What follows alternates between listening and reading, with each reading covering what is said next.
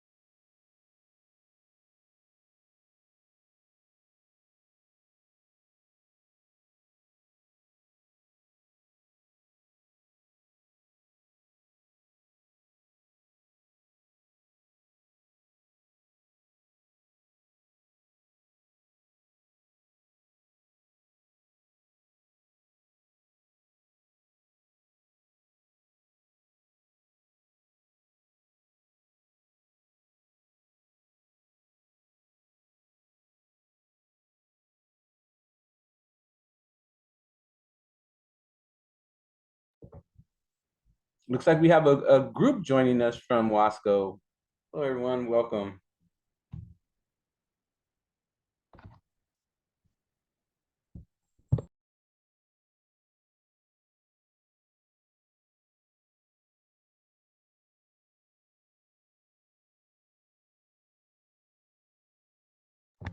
Okay, well, we'll get started in a few minutes. We're gonna let a few more people join in. Can everybody hear me okay? Yes, we can. Perfect. Perfect. Awesome.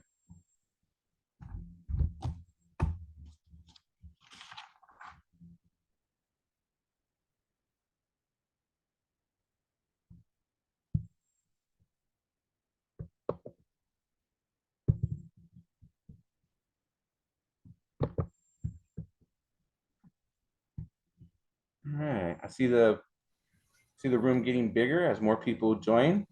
That's awesome.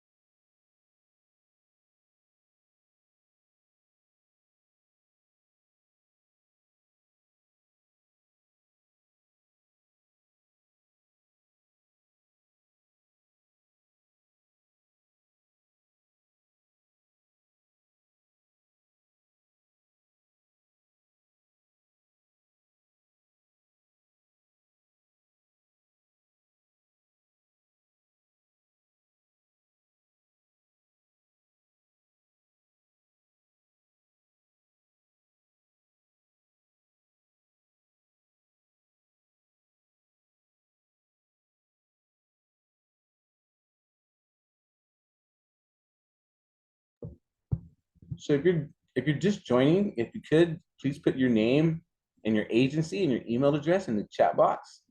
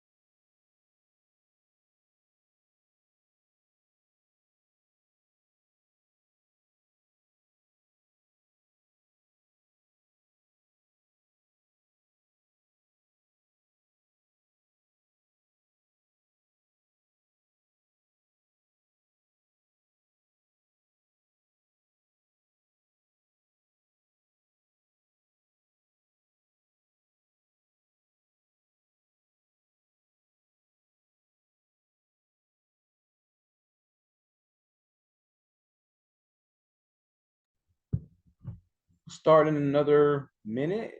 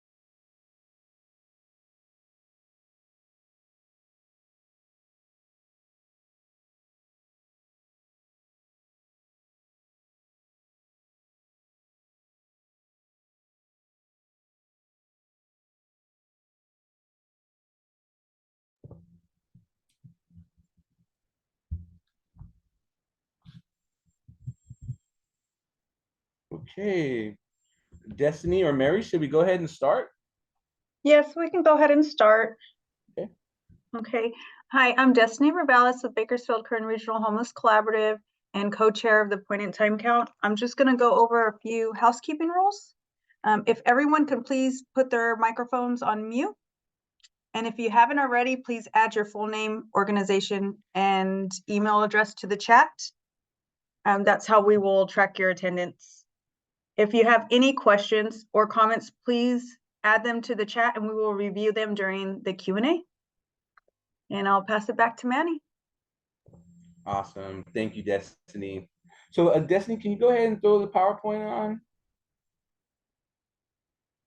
So while Destiny's doing that, I'd like to introduce myself. My name is Manuel Vieira, and I am the 2024 Point in Time Count Chair, along with Destiny Revelis.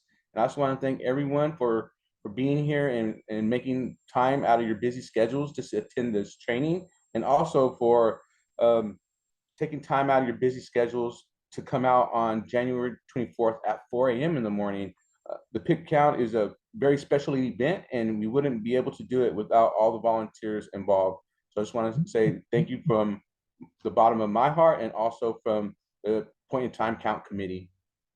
So with that being said, so right now we're going to get into our 2024 Point in Time Count volunteer training.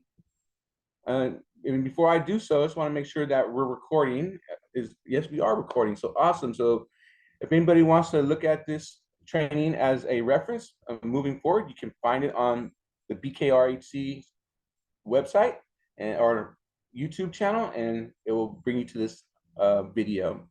Next slide, please. Perfect. So this is the training agenda for this training. It's gonna be in four sections. One is pick count 101. Next is your role as a pick count volunteer. We're going to go into some survey practice. And we're also going to go into some logistics. Before I do, so this presentation is going to be brought to you by myself and also Rick Ramos, who will walk us through the survey tool when we're at the survey practice portion. Next slide, please. So pick count 101, we're going to talk about what is the pick count, who is counted in the pick count, and why do we do a pick count, and other frequently asked questions. Next slide, please. So what is the point in time count? The point in time count is a literal count of all the people experiencing homelessness in our community on a single night, i.e., for example, the name Point in Time. And it's conducted by every community nationwide in the last 10 days of January. And it's also a snapshot of homelessness on this one night in our community. Next slide, please. So who is counted in the point in time count? The U.S. Department of Housing and Urban Development, also known as HUD, has the definition of homelessness, but for this purpose of the pick count, it's going to include two main types of homelessness. One is the unsheltered and the other is the sheltered. The unsheltered are individuals or families whose primary nighttime residence is a public place not meant for human habitation, whereas the sheltered are individuals or families residing in a place dedicated to serving people who would otherwise be unsheltered.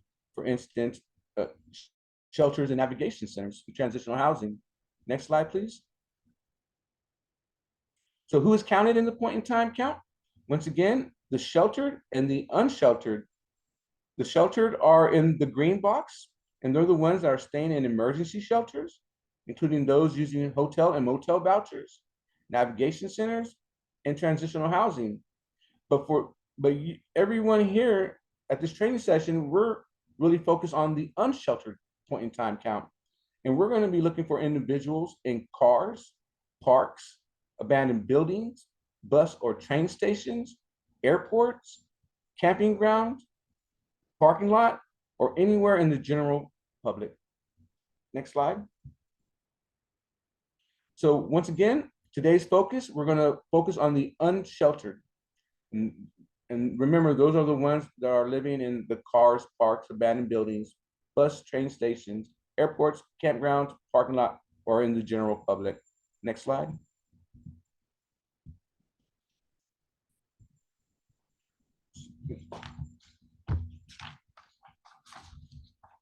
So why do we do a point in time count?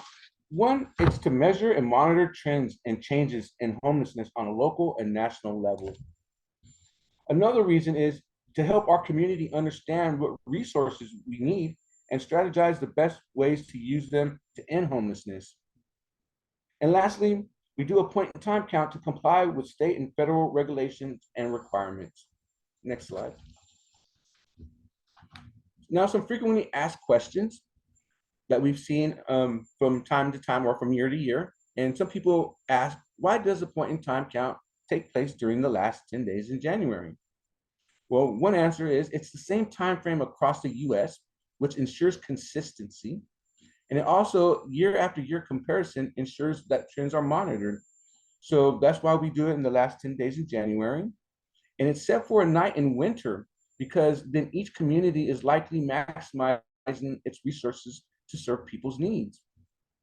Another reason why it's done at the last 10 days in January is at the end of the month to ensure that people who can only pay for temporary housing for part of the month are generally included in the count. And also, this timing can provide a more precise picture of who is able to access emergency shelters or other crisis response assistance. So it's happening in January because people go into the shelters and navigation centers during that time the most. Okay. Another question is, why do we have to have the point in time count at night? The point in time count is where people are sleeping on the night designated for the count. If we sent volunteers out before nighttime, we would not get the most accurate data for a few reasons. One is there may be people who sleep in unsheltered locations who are not out for the night. We want to capture people's actual sleeping arrangement, not where they plan to sleep in the future time. Also, we don't want to only interview people who look the way many people assume those experiencing homelessness must look, which is hard to do during daylight hours. So we do this at night so that we can capture people's in their actual sleeping arrangements. So we do it very early in the morning. So we're capturing people just waking up from their night rest. So before I move on to this slide, can we back up one slide, please? Some people ask, when will I know the results? After the point in time count, the data will be reviewed and a report to HUD will be prepared. This process usually takes several weeks, which means the final numbers aren't likely available until early April. Next slide, please. Okay, now the next section we are going to jump into is your role as a volunteer. We're going to go over some survey forms, introductions, and how-tos, where to go, and who to survey or count. Next slide. So before we do that, let's go ahead and jump into some core values of our point in time count volunteers. One is safety, the other is dignity, and the other is data integrity. So first is safety. One, safety for the volunteers, for you as the volunteers, and for the people that you are counting. So if you see a situation that you don't feel safe, please don't go, because we really put safety at a high priority. The next core value of our point in time count volunteer is dignity. And I like this graphic where it shows hands being raised to be counted, also with hearts in the middle. And that just shows that we want to treat all those that we're counting with dignity and respect. And the last core value of our point in time count volunteer is data integrity. We want to make sure that all the data that we're capturing is accurate and correct. So that's why when you ask these questions and they answer, that you're putting them in the survey tool correctly and accurately. Next slide, please. So the team composition. So teams will be comprised of at least 3 members, but no more than 4 members. Each team will have one member will be the team leader, which is usually one who has experience in doing the point in time count. Another member will be the driver, and they must provide their own car. And another member will be bilingual. And also, while conducting the surveys, you will have one of the following roles, and we encourage you to change roles throughout the experience. One role is the lookout, and their main responsibility is to monitor safety.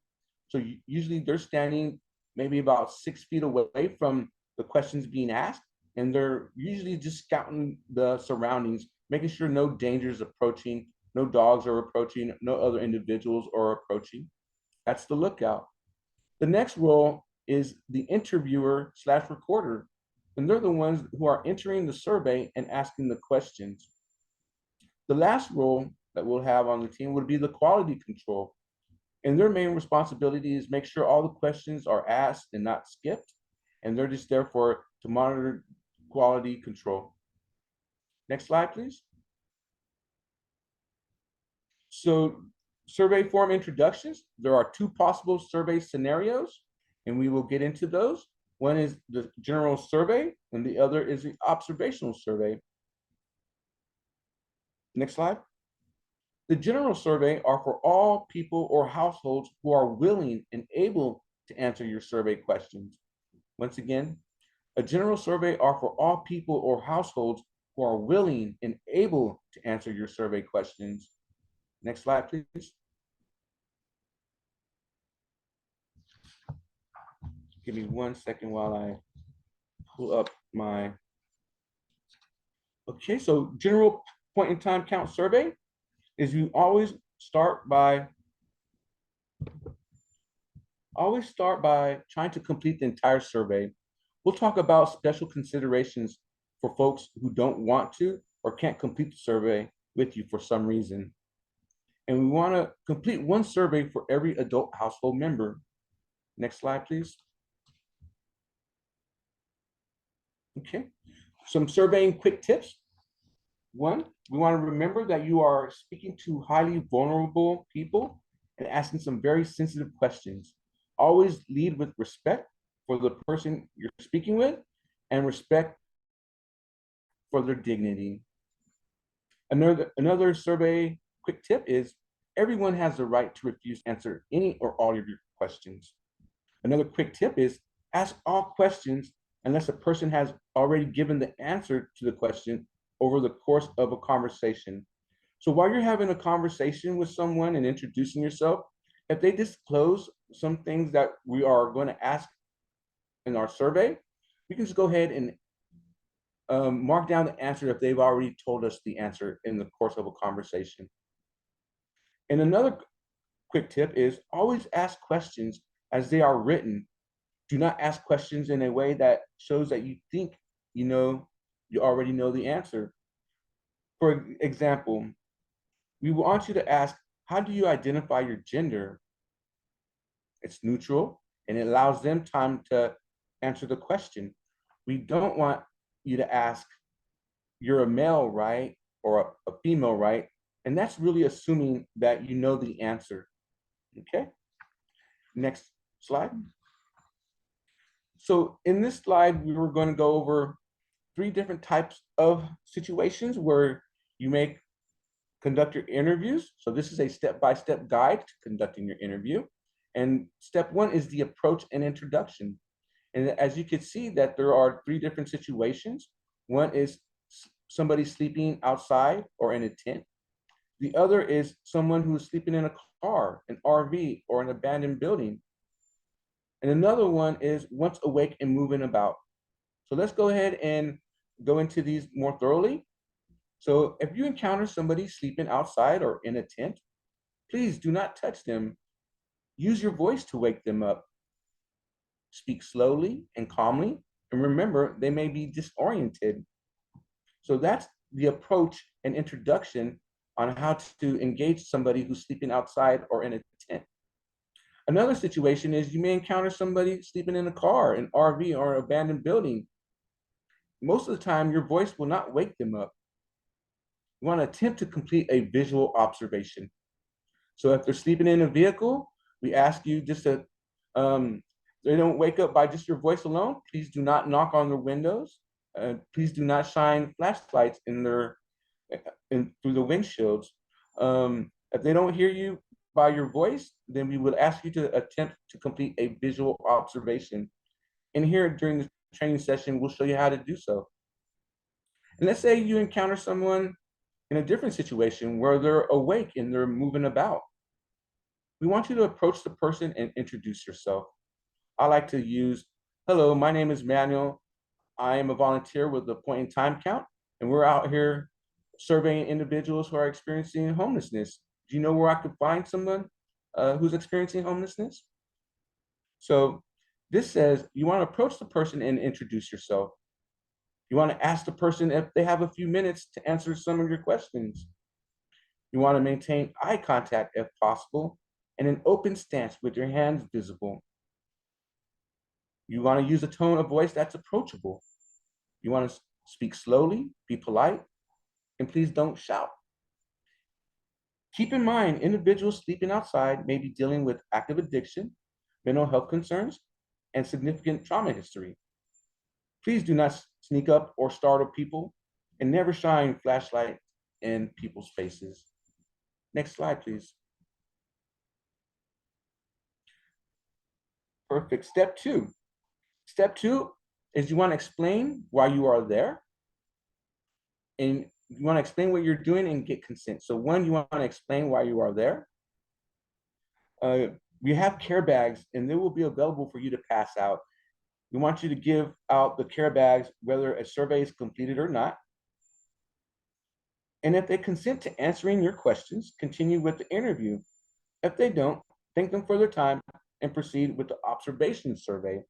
Once again, we'll jump into an observation survey here soon. So once again, step 2 is you want to explain what you're doing and you want to get their consent. So once again, I like to use the hello, my name is Manuel. I'm a volunteer with the Point in Time Count.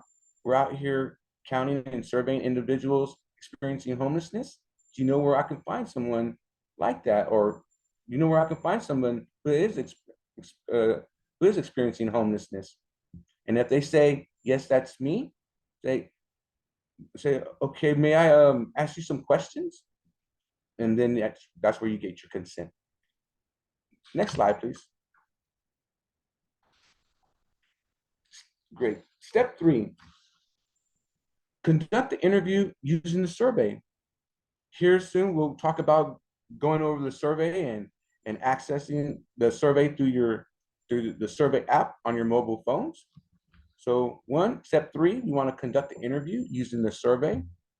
We want to go through each question in the survey app. And remember, people have the right not to answer all your questions. Also, add any notes that may be helpful. In the survey tool, you might see at the very end a place where you can put notes or comments. So you're able to do so at the bottom of the survey tool. So you want to add any notes that may be helpful. For an example, if a person says they have their own apartment, but they're sitting on a bench outside a 24-hour grocery store at 2 a.m. with what appears to be all their belongings. Write down what you think they may be a discrepancy in what they are saying versus where they will sleep that night.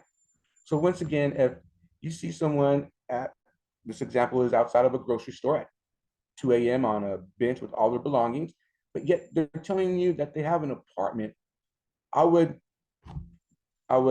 jump into a visual, an observational survey, and on the note section or the comment section at the very end of the survey, I would put down that even though this person said that they have an apartment, they're out at 2 a.m. on a bench with all their belongings so that they can also be counted. Next slide, please. Step 4, closing the interview. We want to thank the person for their time, and we want to give them a care bag, which will include hygiene items, gloves and beanies, resource cards, and food. Next slide. So recording, step 5, recording what you heard and observed.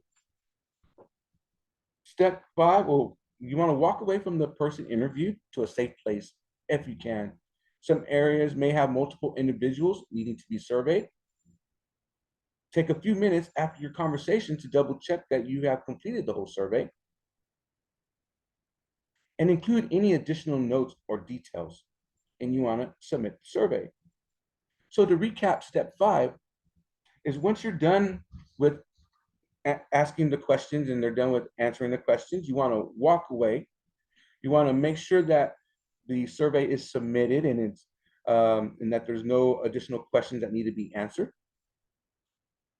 And just make sure that you put in any additional notes before you submit your survey. Next slide. So now we're going to get into an observation survey. Remember, the first one was a general survey, and those are for any person or households who are willing and able. Now we're going to talk about an observation survey. And an observation survey are for any people or households who are unwilling or unable to answer your survey questions. Okay, so observational survey, only used when unable to complete a survey with someone. Include as much detail as possible that helps make the person identifiable and provides clues on their housing status. Next slide. So similar to step 1, you want to approach the introduction and consent. So we want to follow the same protocol you use with the general survey. Only use an observation survey if the person says they don't want to answer your questions or if they can't for some reason, like if they're sleeping in a vehicle. Next slide.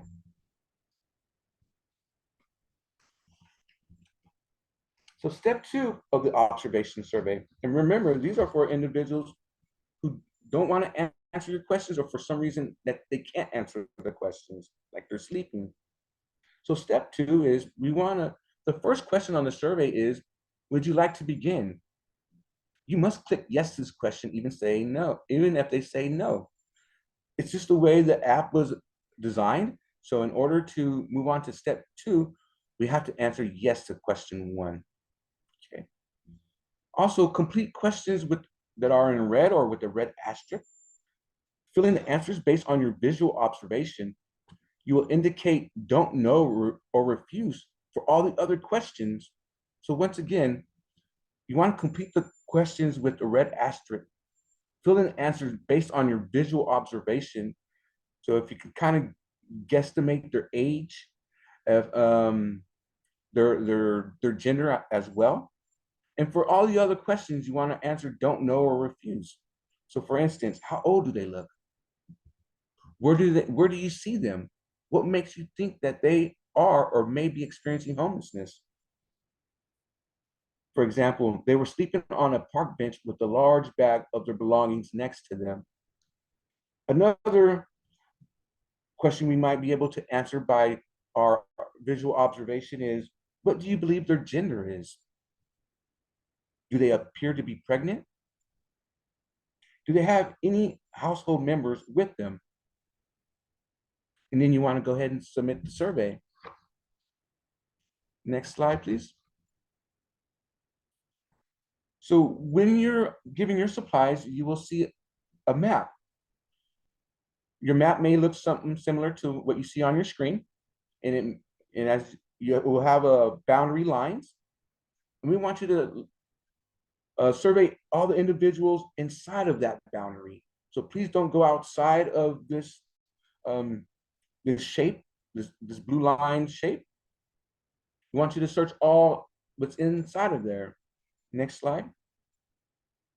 And when you see your maps, you may see some dark spots or black marks on your maps. Those are places where street outreach teams have identified as there being people there, or there are hotspots, meaning that there are multiple people there. We want you to check those locations first before you search anything else. We want you to go to those black marks first, survey the individuals there, and then go on to the next mark and the next mark until all the marks are completed. Then once you're done with all your marks, we want you to check other places in that boundaries. Next slide. So once again, we want you to go outdoor public places such as parks, public benches, bus stops, doorsteps of businesses that are closed for the night, encampments, parked cars. We also want you to check some indoor places. For instance, 24-hour businesses, grocery stores, McDonald's, Walmart, convenience shops, even 7-Elevens. We want you to also check bus and train stations. Okay. We also want you to ask folks who you see out and about if there's anywhere else you should go. For example, employees at businesses that are open, once again, 7-Eleven or any businesses that are open, might be a fast strip. Okay. Also, if law enforcement is out and about and you see them, you may want to ask them. We might be able to find people experiencing homelessness after you explain that you're a volunteer from the point in time count. They should point you in the right direction. And also, after you complete a survey with someone, you also want to ask them, where might you also find more people to interview? And they usually will point you in the right direction. Next slide, please. So who to interview? It's not always possible to determine if someone is experiencing homelessness based solely on how they look. Some things we would like you to consider is, where do you see the person? What is the person doing? And what time is it? Next slide. So now we'll cover some pitfalls and best practices on who to interview. So a pitfall would be making an assumption about who to interview using stereotypes of what homelessness looks like. Best practice for the point in time count is approach everyone you see. Use a soft, non-confrontational introduction that's easy to reverse course if the person is not experiencing homelessness. The example that is given is, hi, my name is Manuel. We're out here trying to talk to folks who might not have a safe place to sleep tonight.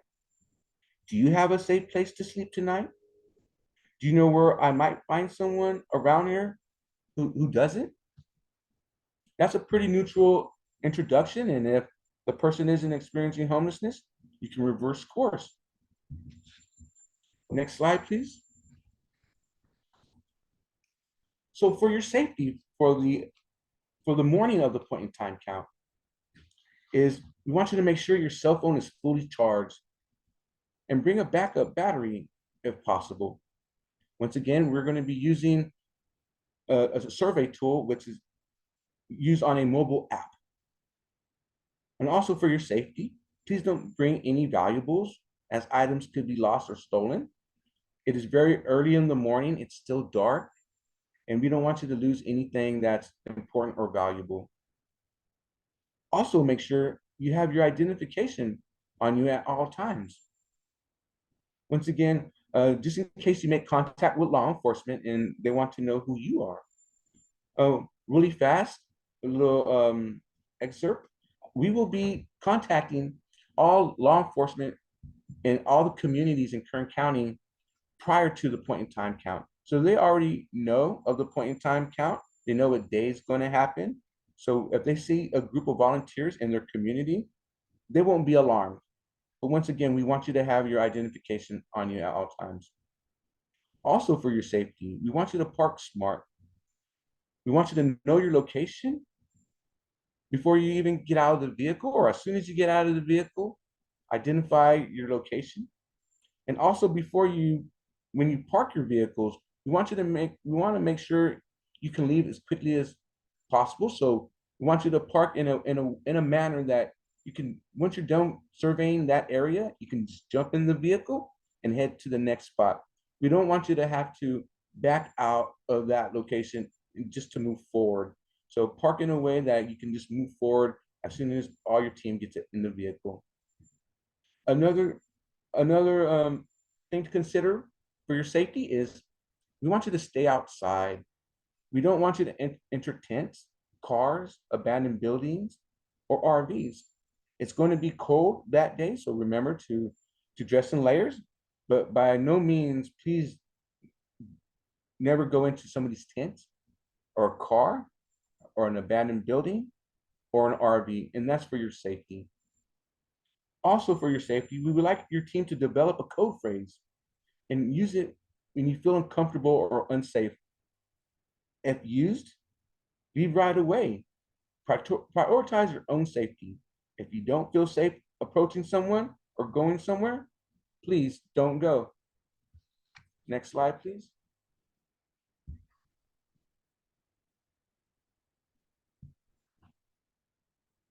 So critical incidents. So if while you're in the field and you're surveying individuals and you run across a critical incident, remember, always call 911 if you or someone else is at risk of danger. If there's an issue while in the field but does not warrant a call to 911, we would like you to use your code phrase, right? And get in the vehicle and move to a safe spot. We want you to report to your team leader and please contact headquarters right away. As soon as you're at a safe location, please contact headquarters so that we can instruct you on how to move forward. Keep in mind that we are not there to report criminal activity, but to gather data anonymously as a surveyor. Next slide, please. So now we'll cover some social media do's and don'ts. So we do want you to post pictures of your team at headquarters. At headquarters, there will be a nice backdrop for you and your team to take pictures. We want you to share your experience on your social media and use our hashtags. Hashtag 2024, pick count, hashtag BKR8C, hashtag YouCount. So please use those hashtags when you're posting on your social media on your experience of the point in time count. Some don'ts are, please don't post pictures of any homeless person. Please don't post pictures of encampments. Remember, this is their home. And please do not tag your location while surveying. Next slide, please. Our media policy is as follows: that only the BKRIC executive director, Rick Ramos, and his designee are authorized to speak to the media on behalf of the collaborative. So if you are approached by the media, we want you to contact headquarters immediately so we can instruct you on what to do next. And remember, homeless individuals are not to be interviewed or filmed without their consent. Interviews will be prearranged and any individual or team will be notified in advance. So if you are approached by the media, stop conducting your survey until the media partner can be redirected. Next slide, please. So now we're going to go into pick count a surveying and interviewing practice. We're going to talk about some do's and don'ts, and we're going to practice going through the survey form, or we're going to practice going through the survey. Next slide, please. So some point in time count do's is we want you to get consent before asking the point in time count survey questions. Please remember that you may be entering into someone's personal or private space. Try to conduct your interview or your survey in a conversation with the people that you're interviewing. And please respect people's time. Next slide, please.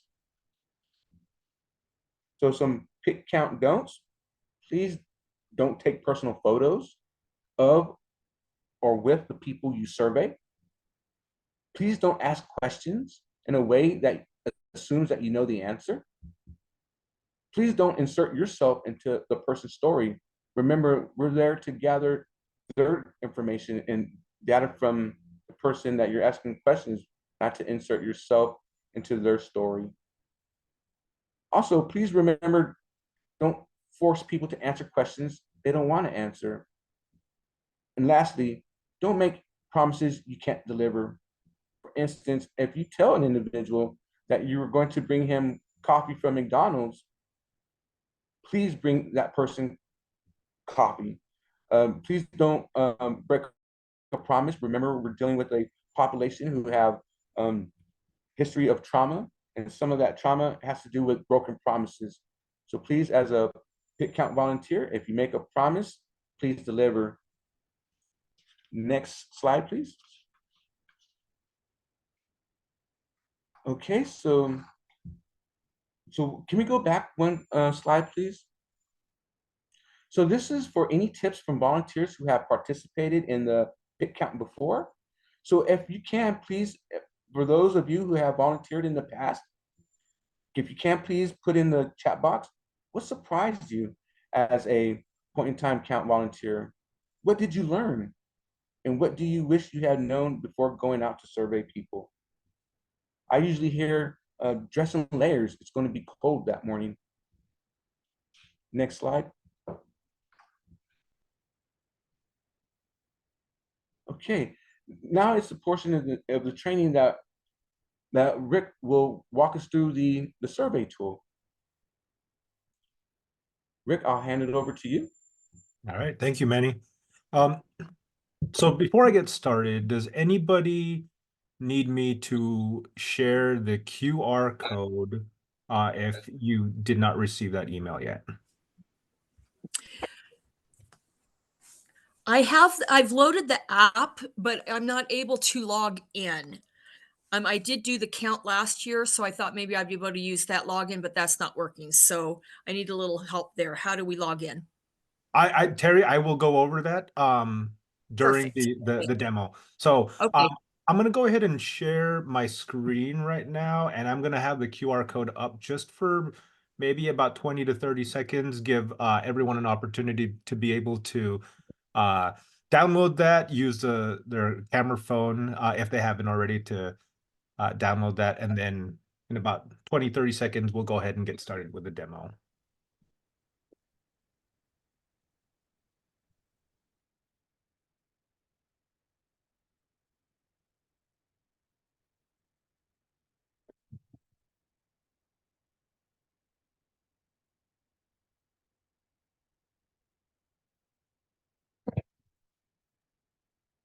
All right, I'm going to go ahead and share my other screen now. And I'm going to be doing a live demo directly from my my iPhone here. So once you have downloaded the Survey 123 app, you will see it as a list of as one of your apps that you can go to. So you'll see it right at the center of my screen here. It's in that green app that says Survey 123. I'm going to go ahead and click on that, and you'll notice that it's going to do something to where it, on an iPhone, it's going to take me directly to the Survey 123 settings. And that's the important part, because while you're using the survey, you're going to need to enable your location setting. And this is going to come into play once you do the final steps of the survey. For the rest of the survey permissions, you can just leave them to their default setting. So that very first one on an iPhone or even on an Android, you'll want to make sure that for location, you are either enabling it to use your location while you're using the app or always allowing it. For any of these app or survey download instructions, we do have reference materials for you all. So if you have questions even after the demo, we will have resources for you to be able to review and reference to help you out with that. So just going to double check that. I do have my location permissions set to while using the app. And I'm going to go back to survey 123 and I'm going to click on that. And this is going to be the main thing that you're going to see here. From here, you will not need to sign in. You will select that very bottom option that says continue without signing in. And that is going to bring you to your My Survey 123 screen. If you can't get to this, then we can help troubleshoot that for you, either in the Q&A session or we can have a one-on-one conversation about that. From here, you'll notice that I do have the 2024 sheltered survey along with the unsheltered survey. For demo purposes today, we will be using the unsheltered survey. If at any point at the very top you see anything that says update surveys, you're going to want to make sure that you click on that because that's going to mean that County GIS has made an update to the survey, and you're going to want the latest update applied for when you use this out in the field. But there are none right now, so I'll go ahead and click on the 2024 Unsheltered Kern County Homeless Pit Survey. And from here, you'll notice that there are a few things going on. At the very bottom, that's going to be where you will want to focus at. You should see collect and sent as two of your options at the bottom. You will see a third option, and we will do that as we progress through the demo here. But to start the survey, we're going to just go ahead and click on that collect button towards the bottom. And it is going to take us to the very start of the survey here. So your surveyor name, it's going to be whoever is taking the survey at that time. So for demo purposes, I'm just going to put my name. For the phone number, we are going to ask that whoever is taking the survey at that time to use their phone number. This is important because if we ever need to reach out to you to have any questions about that particular survey, we do have a contact person or a contact number that we can reach. For demo purposes, I am just going to just use all ones. And then for the team number, I'm just going to put one on there. I'm going to navigate us to the very top right corner. So you see the three stacked lines on top of each other. Hey, I'm sorry. I need to interrupt real quick if that's okay. Sure. We don't know where to download these surveys from. You will download it from the QR code that was shared earlier. Oh, I'm sorry. I thought that was for downloading the app. That's for downloading the app and for the survey. Oh, okay. I'm sorry. We'll need to put that back up if you get a chance. Yeah, we can do that. Okay, so again, just navigating to the three stacked lines at the very top, that's going to be very important for you to be able to save some time on some of these surveys. So when you click on that, you'll notice that there are a couple of options there: set as favorite answers and paste answers from favorite. You're going to want to toggle on the set as favorite answers. And what that's going to do is it's going to copy your surveyor name, your phone number, and your team number, as well as some other final steps in the survey. So that way you don't have to re-enter them, because chances are those options will not change. So it's nice to be able to save some time there. So I'm going to toggle that on, and you'll notice that it's on because that star will be filled in. And then once we get to those portions of the survey where we can paste our favorite answers, then we can do that. You'll notice that when you go through here, if you're not familiar with the survey app itself, there's going to be a lot of text in English and in Spanish that will guide you through the survey. You can think of it kind of as a script that you can use for when you're completing the survey. The first question, as Manny had said earlier, would you like to begin the survey? This one, even though it gives you an option for no, you will always enter a yes response. So for example, let's say that you're asking somebody, would you like to begin the survey? They say no. You'll still select yes, but then you'll continue to do an observational survey. Mm. Now, if they say, yes, I'd like to begin the survey, then you'll start enabling some of the other questions. But again, even though question 1 has the option for no, you will always select yes. And just remember, if they say no to question 1, it's going to be an observational survey. But you still want to be able to enable some of those other questions. So question 2 asks, has anyone else interviewed you about your housing situation today? This one's going to be extremely important because if they have been surveyed already, the survey app is going to prompt you to thank them for their time and then end the survey and then move on to the final steps.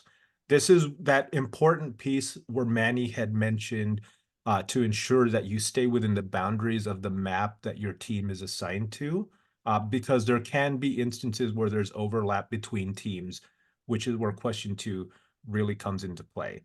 So for demo purposes, I'm going to say, nope, no one has interviewed me yet. This is the first time. Then we move on to question 3. How old are you? This is just a text entry survey. I'm just going to put 56 and then move on to the next question. What state were you born in? This is going to be one question where you can start typing in the state, and you'll notice that there are certain things that will come up as you type in. You also have the option to look at the entire list by clicking on that drop-down arrow on the right-hand side here.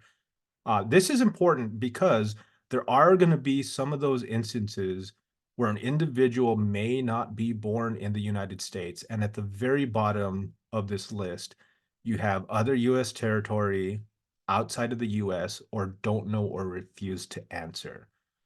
For the purpose of this demo, I'm going to go ahead and select outside of the US, and we'll see that question 4A is now enabled, asking what country were you born in? If you select any of these, that'll be the selection that is recorded. If you select other, as with any other question that has other as a response, it is going to ask you to specify. So for question 4A, we defaulted to the countries within North America. For other, that's where you're going to have to specify. Or if they say don't know or refuse to answer, then that's the response that you're going to include. And then question 4C is a non-asterisk question, and that's asking, are you documented in the US? So this is one of those questions where it doesn't need to be answered. It's not going to prevent you from continuing the survey itself. But I'll go ahead and just for demo purposes, I'm going to select California, and then we will move on. But I wanted to show you all that part there. Question 5 is asking, where did you sleep last night? Now, depending on the selection that you make here, it's going to lead your survey path down different avenues. So let's say the respondent said, oh, I was at a homeless shelter last night. It's going to enable question 5A, where you will have a selection of different locations to choose from, including an other selection if it is not listed on here. Let's say the individual said, well, I was with friends or family last night. You'll notice that it is going to prompt you to thank them for their time and to end the survey because they are not meeting that definition of homelessness. Now, if they select that they were in their own home, apartment, trailer, or room, it's going to have that same thank you and end the survey. And then if you select any of the other instances below that, then it will continue the survey because they would be considered unsheltered for that. Well, question 6 asks, how long have you been homeless at this particular time? So for that question, any of the options that you select will continue the survey. And that's the same case for question 7. Is this the first time you have been homeless? Any selection continues the survey. Question 7A asks, why do you believe you are currently homeless? For this one, it's a single selection option. And again, you have the option to specify other and then type that in to your response that is provided to you. Question 8 asks, what is the number of separate times you have been on the street or in emergency shelters in the past 3 years, including today? Any of the selections other than 4 or more times will continue the survey. But if you select 4 or more times, that will enable question 8A, where it asks, if you add each time together, what is the total number of months? And let's say they say total number of months is 10. You would record 10 there, and then you would proceed to question 9, where it asks, why aren't you staying at an emergency shelter? This is one where you can select all that apply.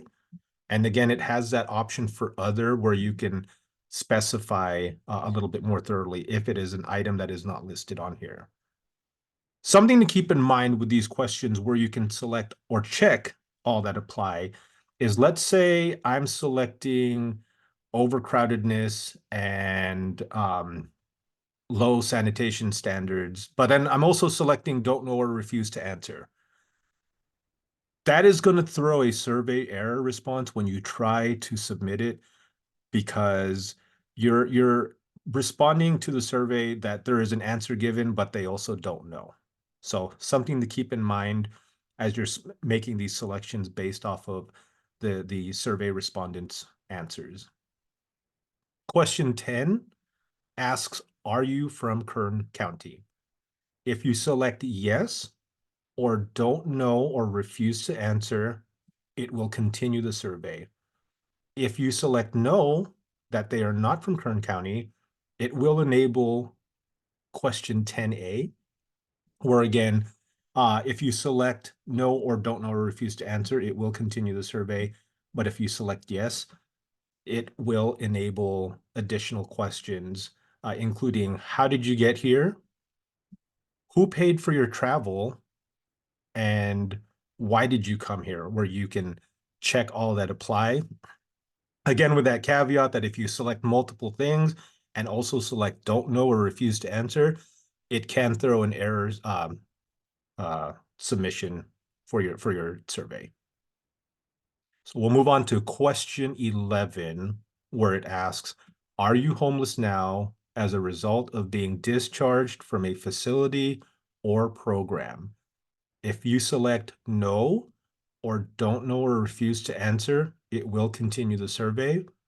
And if you select yes, it will enable question 11A, where it asks what type of facility or program were you discharged from. And here, again, you can just make a selection. If you select other, it's going to ask you to specify.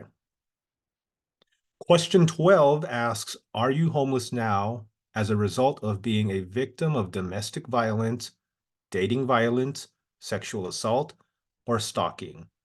Selecting any response to this question will continue the survey. Question 13 is one that has been retired. Question 13 was the question that asked, are you Hispanic or Latino? So that question has been rolled into question 14 based off of HUD's guidelines for updating that question. That question is, what is your race? And you'll notice here that we do have Hispanic, Latina, Latin, and Latino included, along with other options on here. This is one that is based off of the list that HUD provided. So you'll notice that there is a don't know or refuse to answer, but there is not an other response for this one. And again, that is because this is the selection list that was provided through HUD's guidance. Question 15 asks, what is your gender? This is another one that has been updated through HUD, where we have multiple selections now, and you can check all that apply. The caveat to this question is, depending on what you select, if there is a single option that does not include man, or if there's a combination of genders that are selected that does not include man, it will enable question 28, where it asks, are you pregnant? But let's say, just for demo purposes, that somebody selects that they are a man, but they're also transgender and non-binary. Because you selected man as one of the options, question 28 will not be enabled. But let's just take out man for the demo purpose, and we'll just leave transgender and non-binary, and we will see question 28 come up further down the survey. Question 16 asks, have you served on active duty for the U.S. Armed Forces as full-time Army, Navy, Air Force, Marines, Space Force, or Coast Guard, or been called into active duty as a member of the National Guard or a reservist? For this one, selecting any response will continue the survey. Question 17 asks, what is your highest grade of education? For this, any that you select will continue the survey with the exception of college graduate.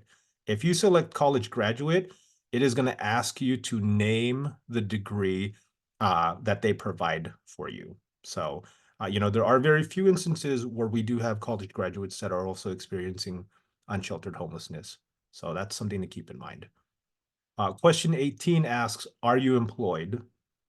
If you select no, or don't know or refuse to answer, that will continue the survey.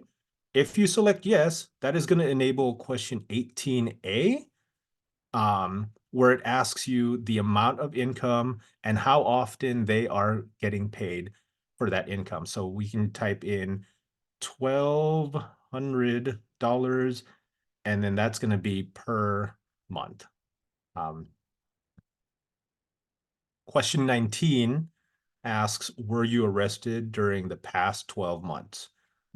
Selecting no or don't know or refuse to answer will continue the survey. But if you select yes, it will enable question 19A and 19B asking, how many times were you arrested in the past 12 months? You can use the plus or minus sign to indicate how many months. And then question 19B asks, how long did you have to stay in custody? For this, you can just enter in, we'll say 12. And then the date unit is days, weeks, months, or don't know or refuse to answer. So I'll just put in weeks there, and then we'll continue on to question 20. Question 20 asks, were you released from custody during the past 90 days? If you select no, or don't know or refuse to answer, that will continue the survey. If you select yes, it will enable question 20A, where it asks, were you released on probation or parole? And this is a single selection response. I'll go ahead and, again, for demo purposes, I'll just put parole on there. And then we'll move on to question 21, where it asks, have you been arrested more than once for a DUI, public intoxication, drug possession, or other drug offense? If you select no, or don't know or refuse to answer, it will continue the survey. But if you select yes, it will enable question 21A, where it asks you to check all that apply for what substance did you or do you use most regularly. I'll go ahead and make some choices there and then move on to question 22. Have you ever participated in AA, NA, an outpatient or inpatient substance abuse treatment program, or stayed in a sober living home? For this question, any response will continue the survey. Question 23 asks, have you ever, and then it will ask you to check all that apply. For this one, you have 3 different options. It was identified earlier that there should be an option for none on here. So if none of these apply to the survey respondent, you can go ahead and click on don't know or refuse to answer. And in the comment section, just denote question 23 is none. We're going to try our best to see if we can get this updated. But because of the numerous contingencies within these questions, it is going to be a little bit of a challenge to try to get that updated so close to the actual pit count. But in the meantime, if it truly is a none of those apply, you can go ahead and select don't know or refuse to answer, and then note that in the comment section. Question 24 asks, are you currently being treated for a mental or emotional disorder? If you select any response to this, it will continue the survey, where you will go to question 25. Do you receive SSI, SSDI, VA compensation, pension, or state disability payments?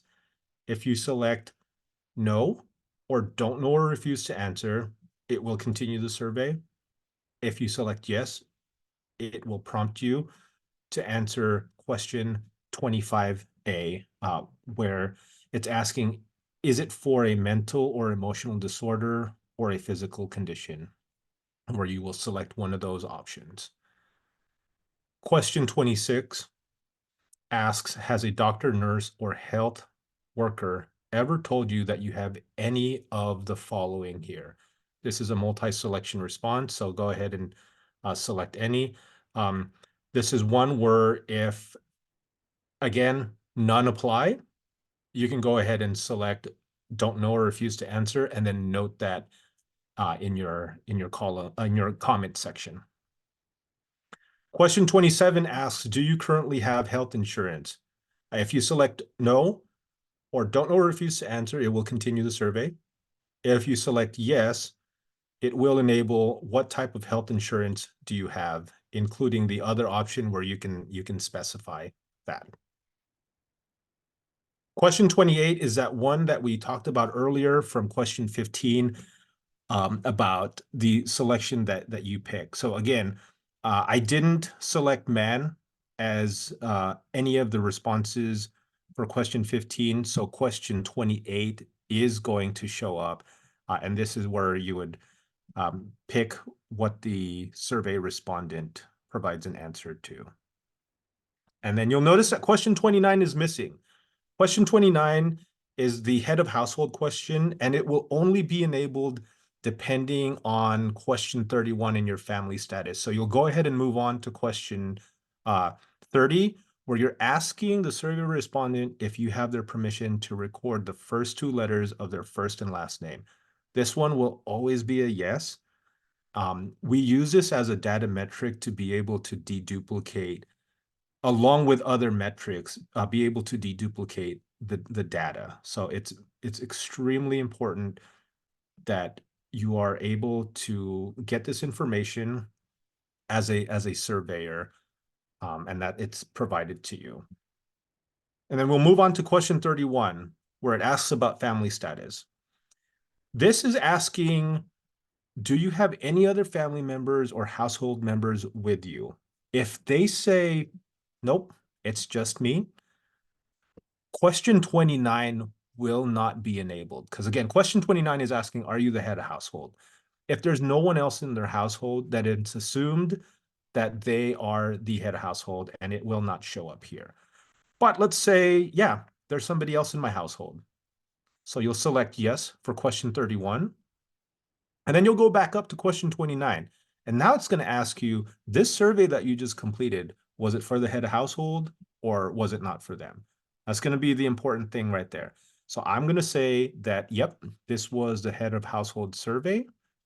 and then we'll continue on with question 32.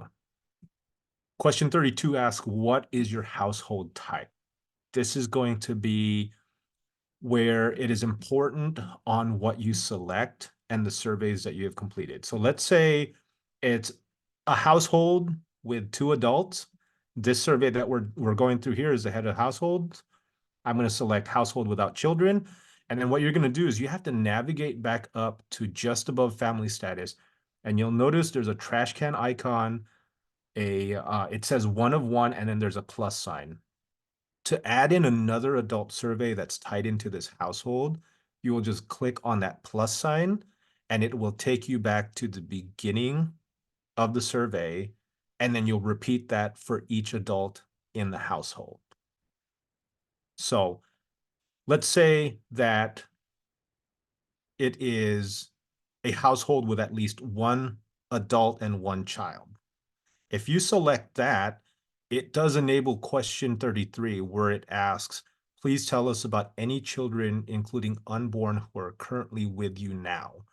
If you scroll past question 33 a little bit, you'll see children in household and a plus sign. This is where you're going to enter child information. So we'll go ahead and click on that plus sign. And there's going to be 3 data metrics that we're going to be reporting for children. We're going to be looking at their age, which is broken down into these different categories here. And then we're going to ask for their gender and then their race, which is going to be the same options as within the adult part of the survey. So you can just make the selections there. And then you'll notice after 33D, there's another one of those trash can icons, 1 of 1 and a plus sign. Let's say they have a second child. You can click on that plus sign there, and then you can enter in the second child's information. So we'll say this child is 14 to 17. They're a boy, and they are Black, African American, and Hispanic Latino. You'll notice here now that it says 2 of 2. So the left arrow right next to the trash can, you can toggle between the 2 different children that you recorded information for. And this could be the same also if you have a second adult. You will see this say 2 of 2, and then you'll be able to toggle between those 2 surveys. So it's extremely important that question 32, what is your household type, is very accurate.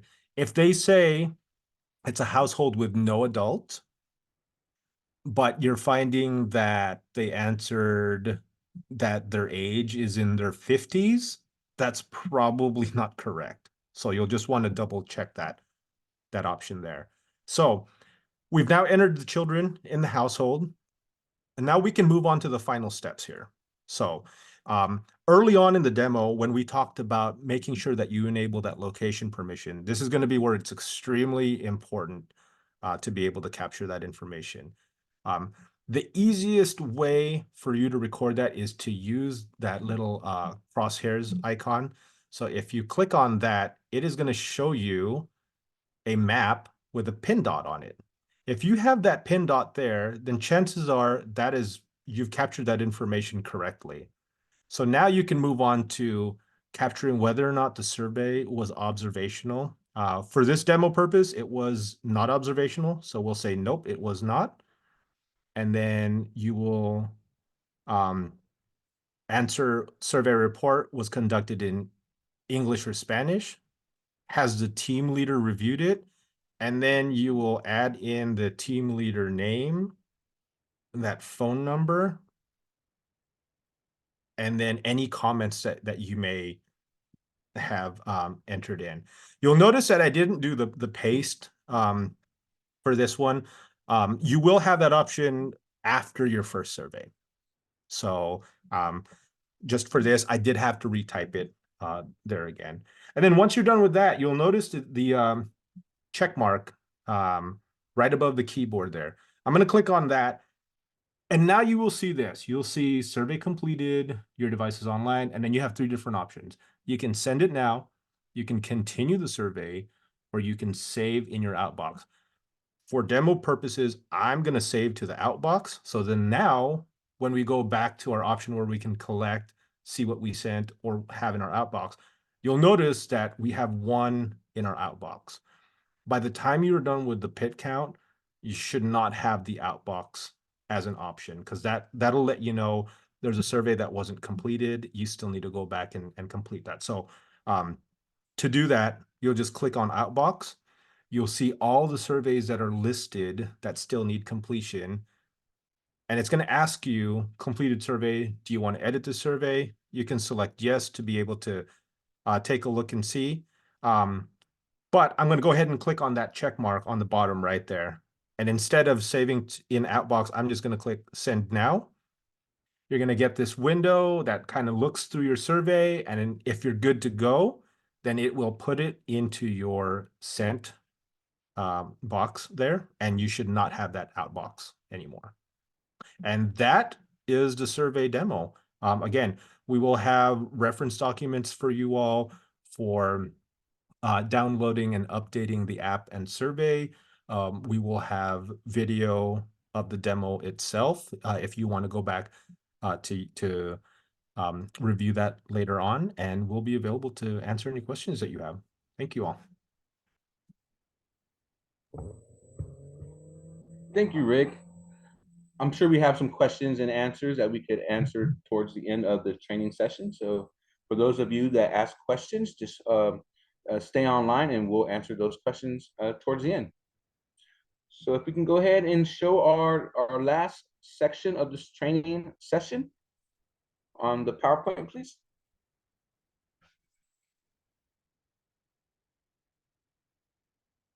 Perfect. So now we're going to jump into our last section, which is logistics. And we're going to talk about the night of schedule. We're going to talk about what to bring, and then we're going to go over some question and answers. Next slide, please. So what to wear? Wear field or athletic shoes that allow for safe and quick movement. So please do not wear something that doesn't have a good grip at the bottom. We don't want you to slip and hurt yourself. Also, we want you to dress appropriately and comfortably. Remember, it's going to be 4 a.m. in the morning. And I just got done looking at the weather, and it's going to be actually a low of 49. So it's kind of chilly. We want you to dress in layers and bring an umbrella. Next slide, please. Okay, so for the night of the point in time count, which is January 24th at 4 a.m., we would like you to arrive at your headquarters. And that's usually the location where you train, but it will also be sent to you via email if you train via Zoom and you want to, your headquarters is in the rural communities. Then you will be sent an email regarding that, stating that your headquarters is in that rural area. Upon arrival at 4 a.m., we want you to sign in and confirm your area assignment. Okay, so at 4 a.m., we want you to arrive at headquarters. So between 4 and 4:30, that's the time that you're going to sign in, and you're going to meet with your team. You're going to find your supplies, and once all your team members have arrived, you're going to, as a group, you're going to review your map. You're going to decide the code phrase or the code word to for those for those moments that you have to use your code word and get out of an encampment or a situation quite rapidly. So you're going to decide your code phrase. You're going to also determine your team roles. And remember, the team roles are somebody's going to be the lookout. The other is going to be the recorder. And the other one is going to be the quality control. Also, when you're at your location, depending on which headquarters you're using, for the Bakersfield headquarters, we usually have signs that we turn from red to green. But if you're in the rural communities, you will just talk to your headquarters lead and to make sure that you have all your team members there. Once all your team members are there, you're going to wait from somebody from a headquarters to clear you, and then you're going to head on out to the field. Next slide, please. So while in the field, which is between 4:30 and 8 a.m., that's when we will conduct our surveys. We will ask you, please do not return before 8 a.m. It is okay if there is a lull in the assigned area, keep looking. A lull lasting more than 1 hour merits a call to headquarters for possible reassignment. So once again, a lull is when you haven't been able to find anybody, or if you haven't been able to survey anyone because you can't find anyone. So if that lasts more than an hour, please give headquarters a call and we will reassign you to a different location that may need some help. Always remember, never leave a team before the end of the count. So if you leave as a team, please return as a team.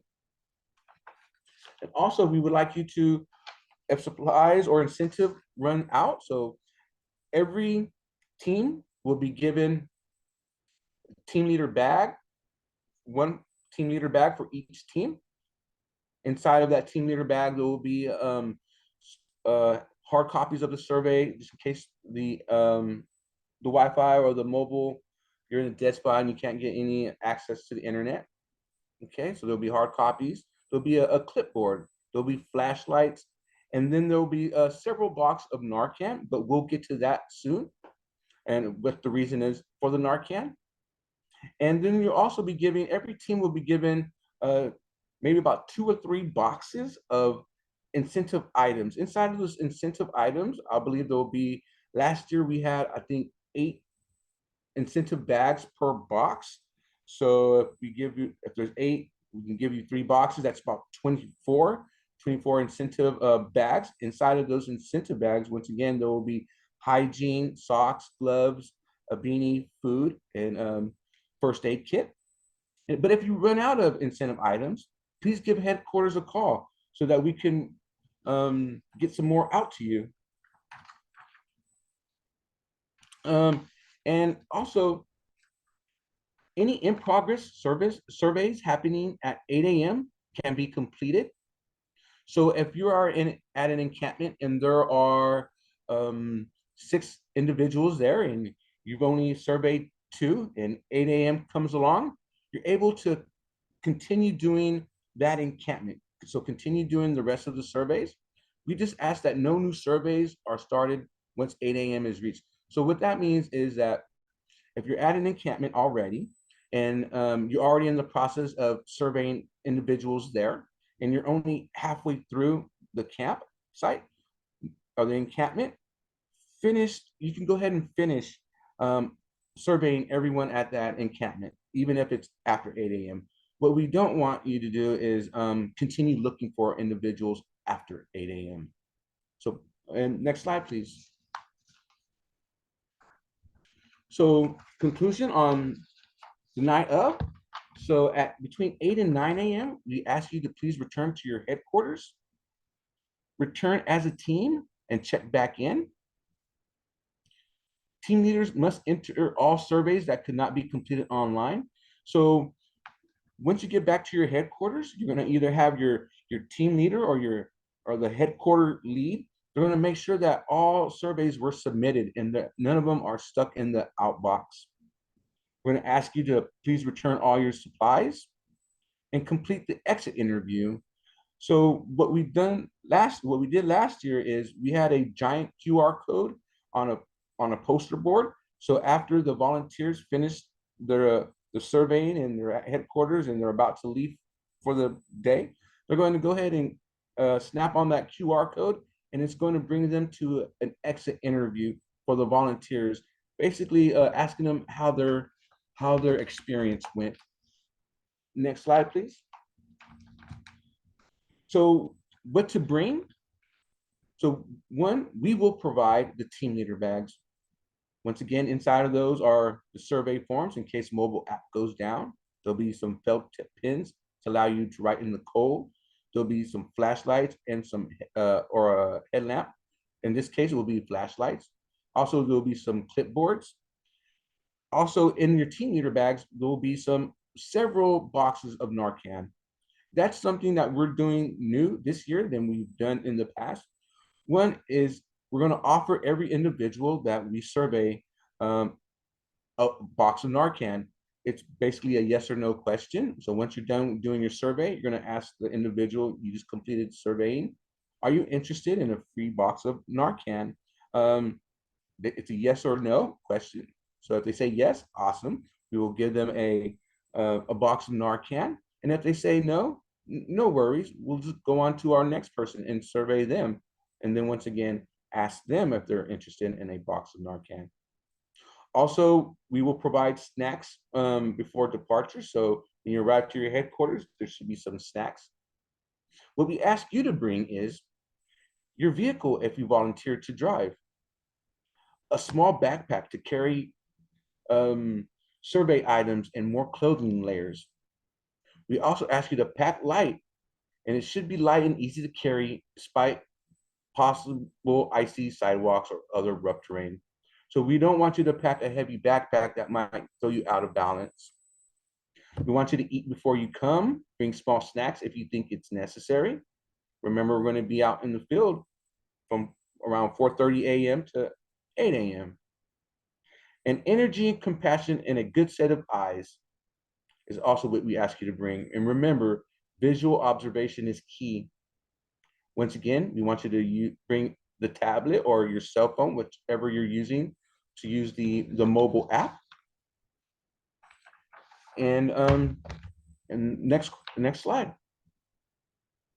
Awesome. So this is the portion of this training session where we answer some questions before we get into what I was talking about earlier. It's something new that we're doing this year, and it's the distributing of Narcan. But at the end of this training session, there's a 10-minute video, and it's how to administer Narcan.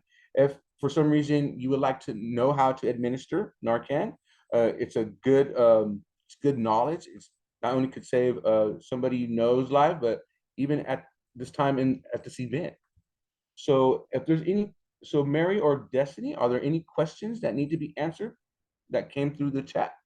Yes, Manny, I have a couple of questions. Sure. For the first question is, where do we download these surveys? Okay. So there are several ways. I've seen several ways to download the surveys. One is if you just click on the QR code, it should bring you up to the Survey 123 app in your phone. That's one way. Another way is just go to your app store. If it's Google or if it's Apple, go to your app store and download Survey 123.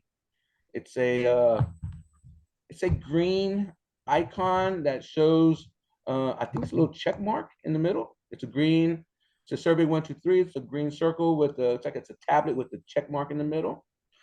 In the search bar, there's a small little QR code symbol that you just click on, and then you can click on the QR code that you see on your screen.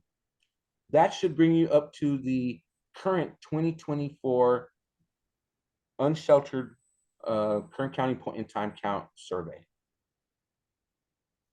Okay, you pretty much answered the next question, so I'm going to move on to the next one. Question 9, should we read off all of the options to the person we are surveying or just let them speak?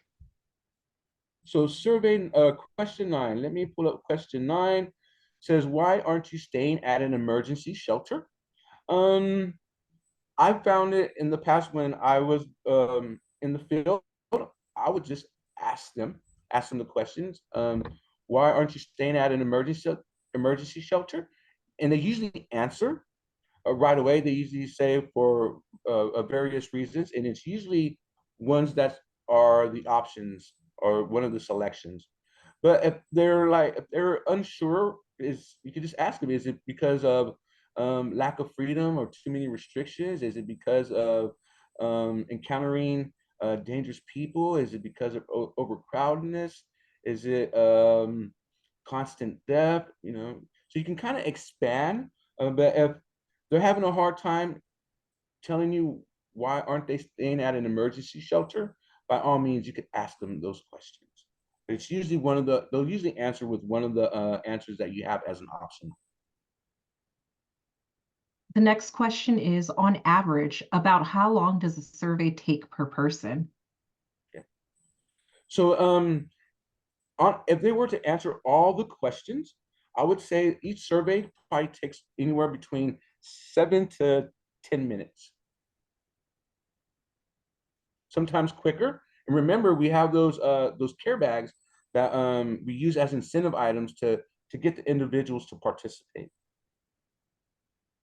But usually on average, it's about 7 to 10 minutes. If they go through the entire survey. Okay, the next question is, so we should be receiving the location we will be reporting to in an email. When should I expect this email? Okay, so the point in time count is next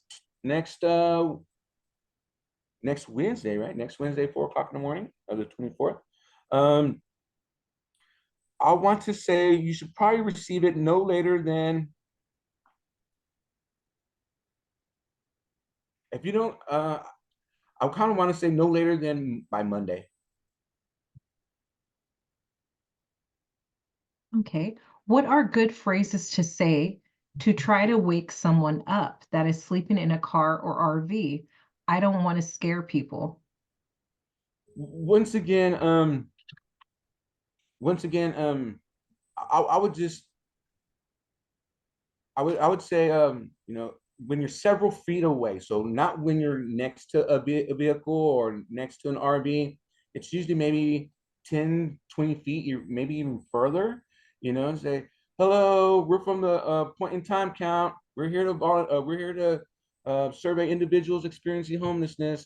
Use your voice, but if they do not wake up and you could see that there's somebody in the vehicle, then I would just jump into an observational survey and answer any questions you can that are in the red asterisk, with the red asterisk. The next question is on the employment or disability payment questions. Income from Social Security is not an option. SS is not the same as SSI or SSDI.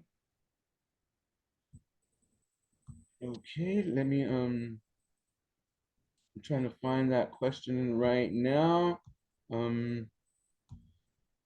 So so do you receive SSI, SSDI, VA compensation, pension, or state disability payments? Question number 25. I see it's a yes, no, or don't know, or the refuse answer. So if they're receiving any one of those payments, SSI, SSDI, VA compensation or pension, or state disability, I would select yes. But could you expand a little bit more on that question, Mary? I'm not sure what they're asking. I think because there's a difference as far as the income, because SSI and SSDI, so like someone who hasn't worked may be receiving like SSI, which is a different type of income from SSDI. I believe SSDI is when someone is now disabled, but they have employment at one point. So it's like different types of income. So I think the person is just asking what option is used. Well, I see on question number 25, and it's just a yes or a no if they receive those type of payments. So if it's a SSI or SSDI or VA compensation, pension, or state disability payments, it's a yes or no question. Once you answer that question, it should open it up 25A, which is it for a mental or emotional disorder or a physical condition? And then regardless of what you put down, that's the end of those questions. And it jumps on to question 26, which is something totally different. So I think as long as they receive payments, either SSI, SSDI, or VA compensation, pension, or state disability payments, on question number 25, I would just put yes. And then it just opens you up for question 25A if it's for a mental health or a physical condition. Okay, and in the chat, someone clarified that Social Security, the SS is for Social Security retirement. Social Security is not SSI or SSDI. So they were just letting you know that since SS is listed, they actually don't fall under Social Security, retirement or Social Security, because one's retirement and then one is for disability benefit. So they're just clarifying. Sounds good. Thank you. Okay. The next question is, the app does not work on, well, I'm sorry, it's a statement. The app does not work on tablets, only on cell phones. Oh. I did not know that. Rick, would you like to chime in on that? Yeah. The the app is better used on a cell phone, just because there are very few instances where on a tablet you will have readily available and stable Wi-Fi. Whereas with the cell phone, everyone will have a cellular connection. You won't need Wi-Fi.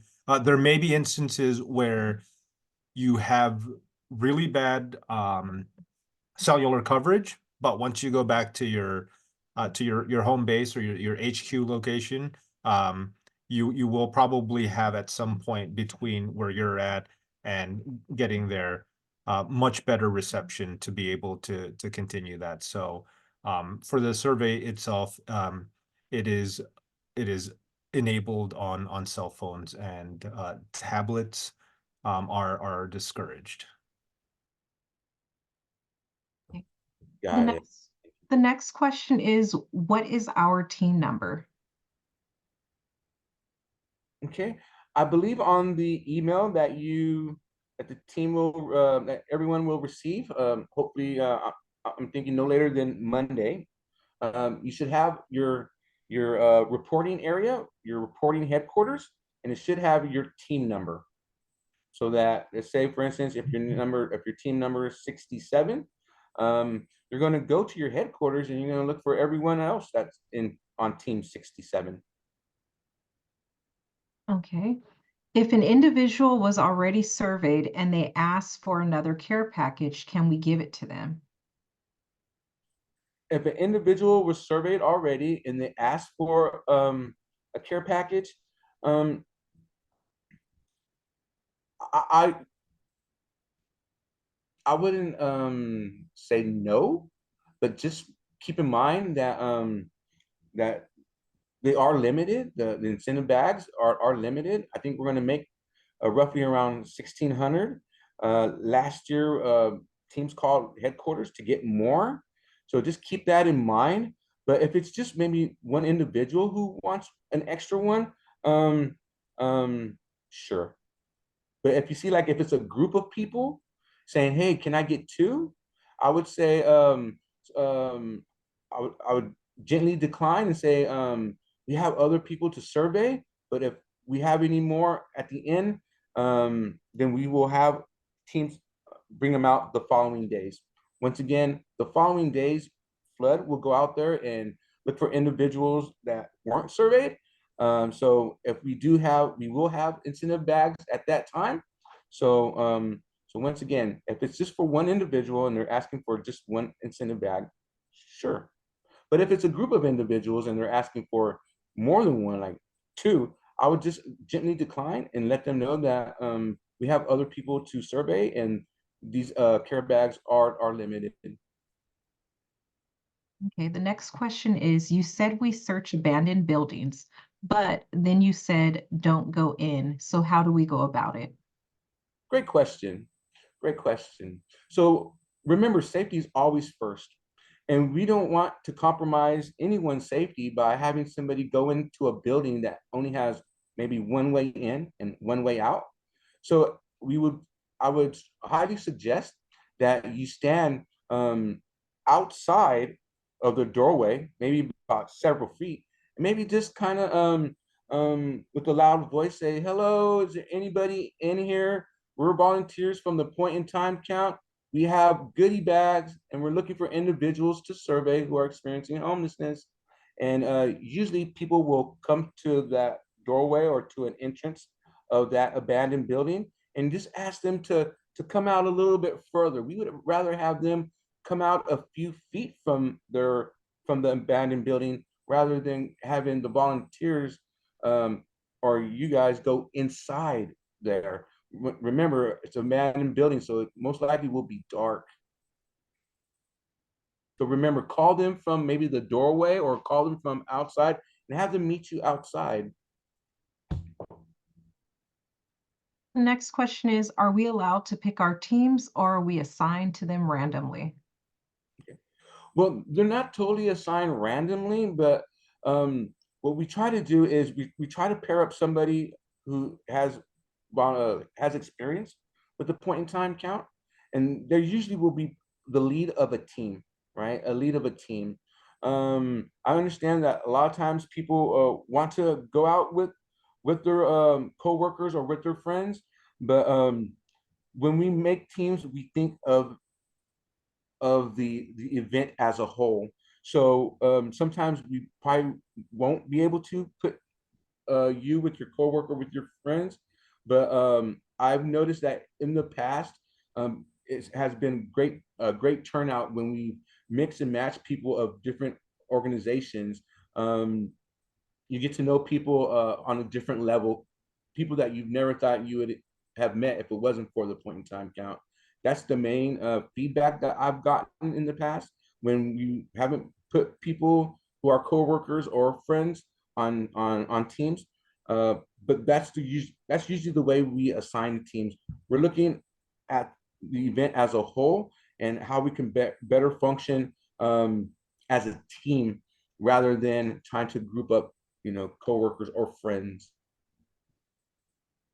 Okay. There are several single older women in my town who are homeless. How to approach them without scaring them? Group of 3 unknown people walking up to me would be very scary.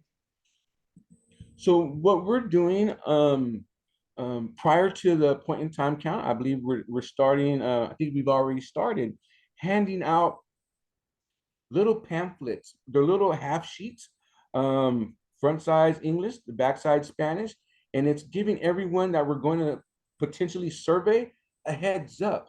So on the little pamphlet flyer that we're distributing out to everyone that could be potentially surveyed, it will tell them on January 24th around 4 a.m. you may be approached by a group of volunteers. Don't be alarmed. We have goodie bags and we just want to be able to count you. Just want to be able to count you.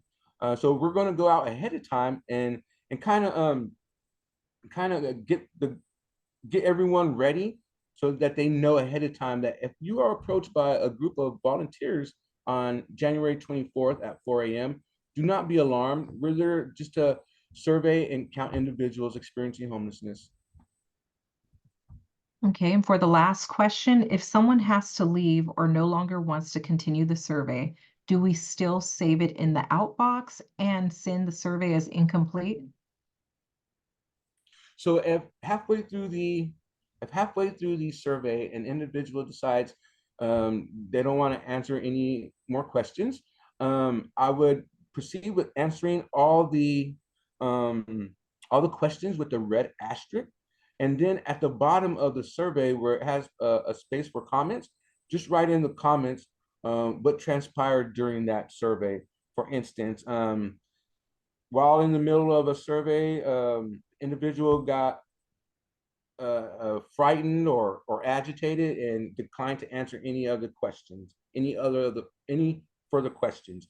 And you may be, and also include in the notes, maybe what question did they quit answering the questions. For instance, after question 14, the person was frightened and did not want to answer any more questions.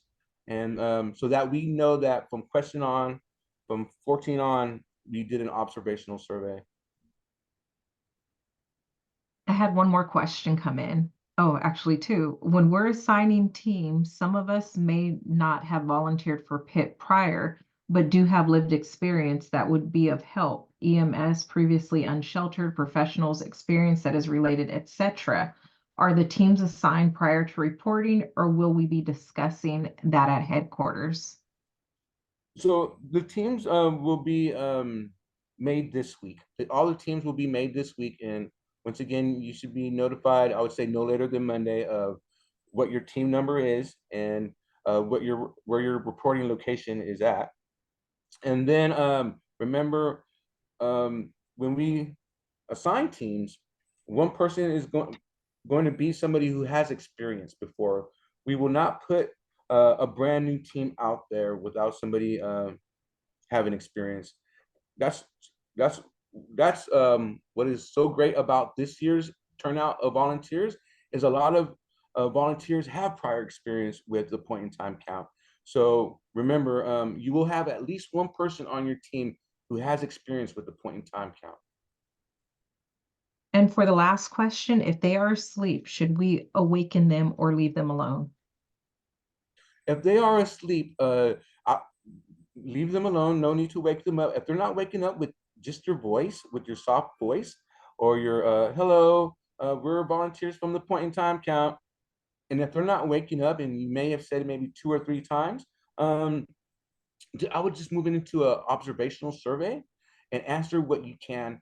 Remember, answer all the questions that are with a red asterisk, and then just move on to your next survey. But please do not touch somebody to wake them up if they don't wake up with your voice. All right, and we're finished for the Q&A. Awesome. So that completes this portion of the 2024 point in time count volunteer training. So congratulations everyone for staying in the meeting in this training session this long. And now we're going to jump into that that thing that I was talking about is different this year than it was prior years, and that is the distribution of Narcan, which we're going to just be a yes or no question. And now we're going to get into a informational session on how to administer Narcan. So if you don't know how to administer Narcan, go ahead and stay on so that you can learn this wonderful knowledge. And if you have already participated in this in the Narcan training before, either with an organization or on your personal time, you are free to go. Just remember to make sure that you've already placed your name and your email address and your agency that you're with in the chat box. So once again, I just want to thank everyone for participating in this year's point in time count. We wouldn't be able to do it without all you volunteers. So thank you so much. So now we'll go ahead and jump into our Narcan administering training session, which will only take about 10 minutes.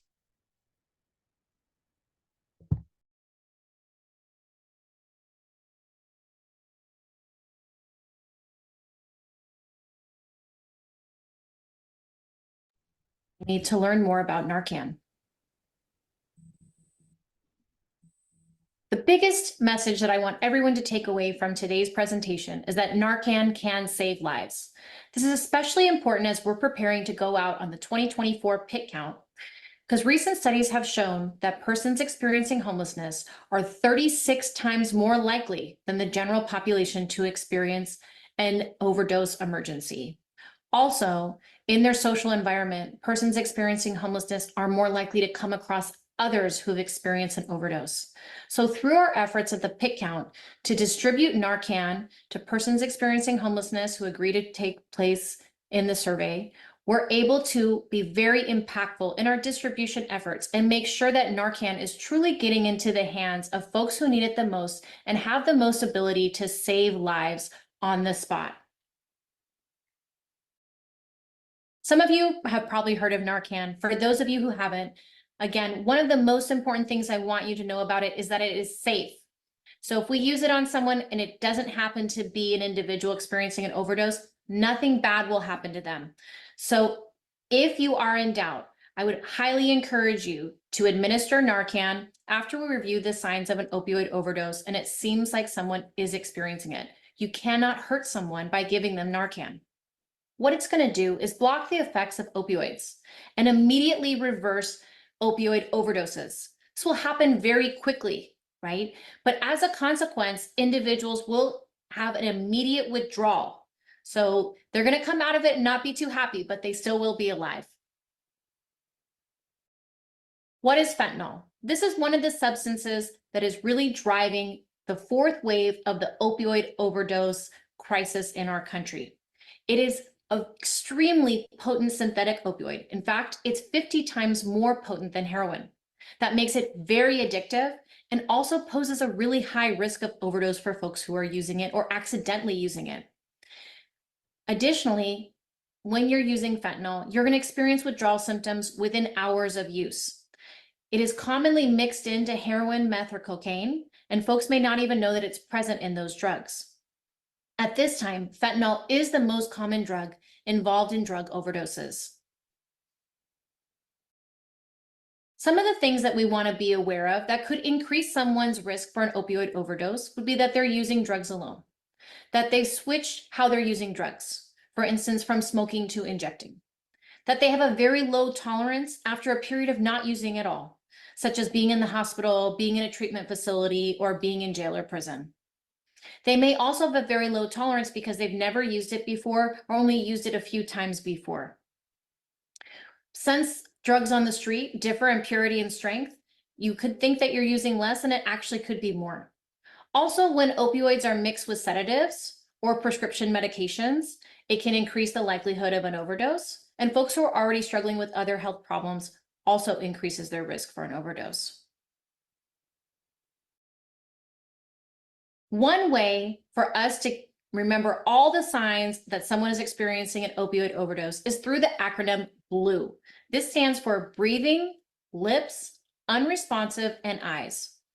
For breathing, what you're looking for is shallow, gurgling, erratic, or no breathing at all in the overdose victim. When we're looking at their lips and their fingertips, they're blue in color. They're also unresponsive, which means you're calling their name, shouting at them, shaking them, rubbing on your chest with your knuckles, and they are not responsive, right? The eyes are also like pinpoint with the pupils. So when you see these signs of an opioid overdose, the next step is to call 911 immediately. Again, we're looking at their skin, their lips, their pupils. Heart rate is slow. We're seeing that slow, irregular stop breathing. Again, unresponsive to voice and touch. Now we'll watch a brief video about how you can act and save a life through administering Narcan. Narcan nasal spray is an emergency treatment for a known or suspected opioid overdose. Narcan nasal spray is not a substitute for emergency medical care. As with any drug, you need to be aware of important safety information concerning its use. If you encounter someone who is unresponsive and you suspect an overdose, first shake their shoulders and shout their name. Kevin. Ask if he or she is okay. Hey, Kevin, can you hear me? Check for signs of an overdose.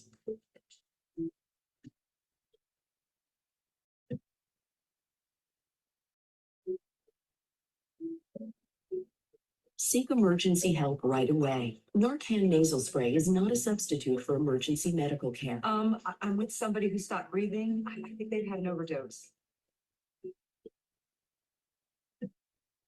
Administer Narcan nasal spray as quickly as possible if someone is unresponsive and an opioid overdose is suspected, even when in doubt, because prolonged respiratory depression may result in damage to the central nervous system. Lay the person on their back to receive a dose of Narcan nasal spray. Remove Narcan nasal spray from the box. Peel back the tab with the circle to open it. Remove and review the printed quick start guide inside the package. Hold the Narcan nasal spray with your thumb on the bottom of the plunger and your first and middle fingers on either side of the nozzle. Do not press the plunger to test or prime the device. If you do, you will waste all or part of the dose of medication. Tilt the person's head back and provide support under the neck with your hand. Gently insert the tip of the nozzle into one nostril until your fingers on either side of the nozzle are against the person's nose. Press the plunger firmly to give the full dose of Narcan nasal spray. Remove the device from the nostril after giving the dose. Move the person on their side after giving Narcan nasal spray. If possible, put their hands under their head and bend their upper leg forward. This helps prevent the person from rolling onto their stomach. This is known as the recovery position. Continue to watch the person closely. If they do not wake up or respond to your voice or touch, or if they do not seem to be breathing normally within 2 to 3 minutes, use a new Narcan nasal spray to give an additional dose in the other nostril. Acute opiate withdrawal symptoms may occur from use of Narcan nasal spray in patients who are opioid dependent. Symptoms include body aches, diarrhea, increased heart rate or tachycardia, fever, runny nose, sneezing, goosebumps, also known as piloerection, sweating, yawning, nausea or vomiting, nervousness, restlessness or irritability, shivering or trembling, abdominal cramps, weakness, and increased blood pressure. When the emergency is over, put the Narcan nasal spray back in its box and throw it away in a place that is away from the reach of children. In addition to watching this video, please read the quick start guide that comes with Narcan nasal spray before using it. Talk to a healthcare professional if you have any questions about how to administer Narcan nasal spray. Great. Thank you so much for your attention to that video. One of the big takeaways from the video is don't stop. If a person doesn't wake up or their breathing hasn't improved within 3 minutes, give the second dose of Narcan in another nostril. Now, sometimes, especially if someone's been using heavy doses of fentanyl, it can take multiple boxes of Narcan.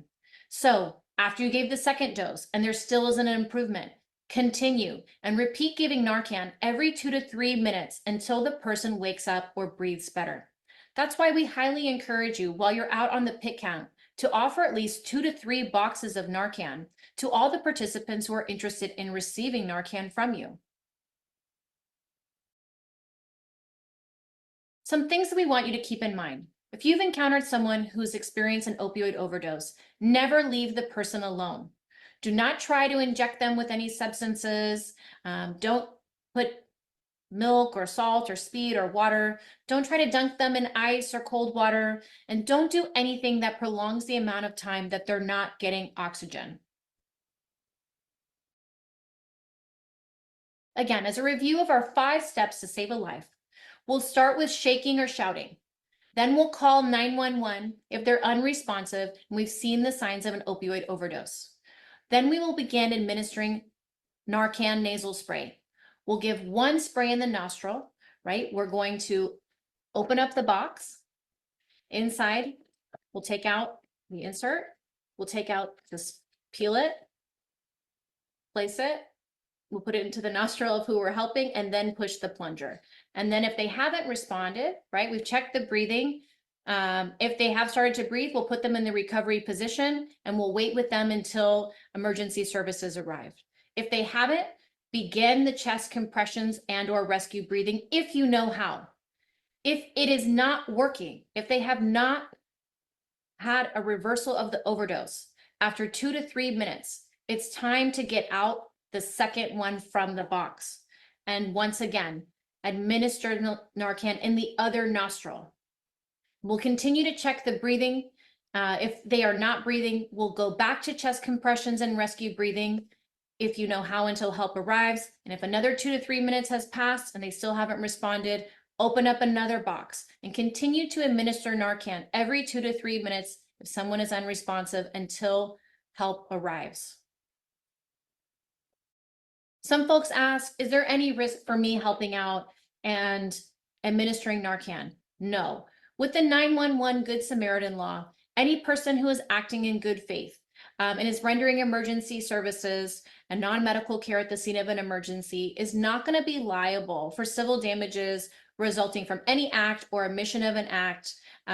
So you absolutely cannot be penalized for trying to help somebody if they're experiencing an opioid overdose emergency. Again, we'd highly encourage you to carry Narcan, and if you see something, try to respond. Thank you so much for your time and attention today and your willingness to help save lives and distribute Narcan during this year's pit count.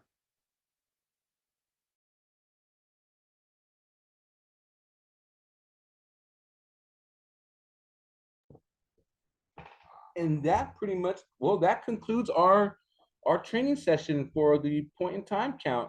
If anybody else has any questions, feel free to reach out to the BKRH team at info@bkrhc.org if you have any questions. If not, I want to once again thank everyone for joining and have a great evening. And we'll see you on the morning of the 24th. Thank you.